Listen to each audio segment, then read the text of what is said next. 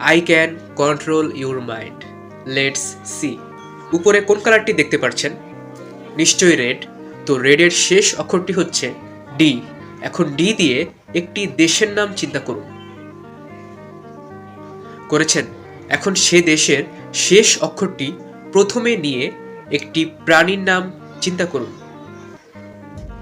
এখন সেই প্রাণীটির শেষ অক্ষরটি আবার প্রথমে নিয়ে একটি ফলের নাম চিন্তা করুন।